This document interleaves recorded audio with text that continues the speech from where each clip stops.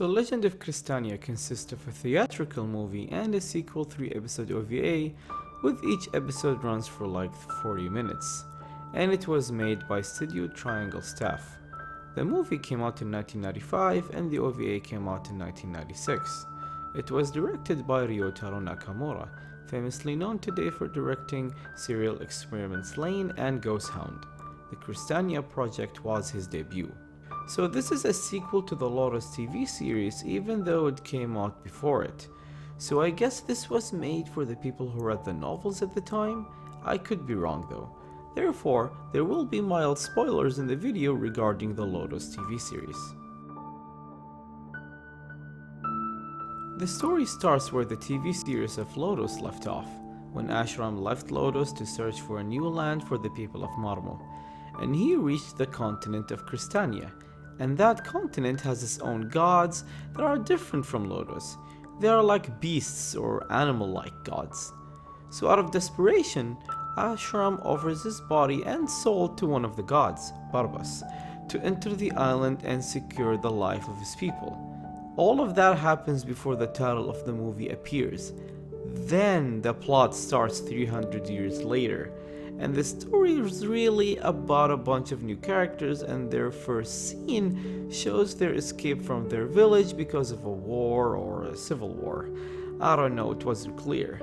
And they reach the land of Crystania and eventually meet up with an elf with the name of Shiro, who is actually Putris, Ashram's loyal servant. And it makes sense that she's still alive because she's an elf. And then they join her on her quest to free Ashram's soul. The plot is interesting because it takes place 300 years after the Lodoss TV series, and shows how Crystania is filled with war and conflict, even though Ashram wanted his people to live in peace and away from the shitstorm that is Lodoss. But as long as there are people, there will be conflict. And it's funny that most of Lodoss and Crystania's problems come from their gods. I mean, how messed up these gods can get. No matter what continent they go to, it's always because of some fucked up shit happened between these gods. The story also feels like it has two plots. A plot focused on Putris and her journey to save Ashram, and a plot regarding the new character Radon and his group to make Crystania a better place. And their journeys gets connected as the story progresses, and that was a nice touch. But I saw myself caring for Putris' plot way more, and that was the only reason why I was so invested in the plot, because I love Ashram. He's one of my favorite characters in the franchise, and I wanted to know how his story ends. And oh my god, you feel sorry for the guy when you finish the movie and the OVA. Ashram is a true king, that's all I have to say. Another reason why I was able to sit through it is because most of the people are originally from Marmo, and that alone made me care about them since I'm familiar with their background. The plot was unpredictable and can get pretty dark, and there were also some surprises and Easter eggs that are related to the classic Lodoss OVA, and I thought that was cool. Heck, when characters mention stuff in events from the Lodoss OVA as if they were some kind of a religion or a myth, it's just, too damn cool, for me at least. Important thing to know is that the story ends, but in the OVA, not the movie. I knew a lot of people who only saw the movie. I believe the movie should have been divided into two 40-minute episodes and be included with the 3-episode OVA, and thus having a 5-episode OVA. Heck, it was possible since it was made by the same people. Putris the Dark Elf. Now this character was begged to be explored more in the Lodoss OVA and TV series, and thankfully they do in Crystania. She never gives up no matter how impossible the odds are, and it shows how she cares about Ashram a lot. Like a lot. Heck, she spent 3 centuries trying to save him, and I loved how they showed her true feelings and not just a soldier following Ashram. They showed her emotions a little bit in the Lodoss OVA, but in this she was developed as a character very well. Sadly, she was the only character I cared about. Prince Radon. the only character from the new cast worth mentioning. Yes, some of the new characters can be fun on screen, but there is nothing to say about them, and that's one of the biggest weaknesses of the story. Other than Piotrus, I didn't care for anyone, not even Radon. Anyway, so Radon is a combination of Spark and Pawn's personalities.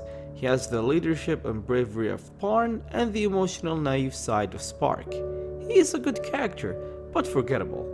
Unlike Pawn and Spark, he just didn't click with me, and being accompanied by characters I never gave a shit about didn't help as well. Oh man, this is where things get weird. I'm going to start with the movie. The characters look so empty, the designs look so simple, and the fact that Piotrus looks so different set me off at first. I got used to it though, but the major flaw to me is the colors. Everything looks so white. No, that's not the word. Okay, so you know how when you change the settings on your TV and set the contrast to the lowest level possible? That's how everything looks in the movie. Thankfully, this was fixed in the OVA. The character designs are similar, don't get me wrong, but it is improved. It's more colorful and the characters look more alive with more details used. It's not a huge difference from the movie, but it is obvious, and it just made everything in the OVA look better than the movie. Animation for both is the same. It is nice, but not amazing. There is something about the animation which I don't know if I like it or not. It's like something is off. For example, there is a sense of heaviness when the characters fight. It's weird, like the action scenes look okay, but it always looks very slow, as if the characters are walking on the moon or something. It didn't work for me, but it wasn't a huge distraction. The movie and the OVA were composed by Michiru Oshima. I talked about her before on this channel, and I like her soundtrack here. It's really nice and different from the music used in the Lodoss series. It felt fresh and it is appropriate since this is a new setting.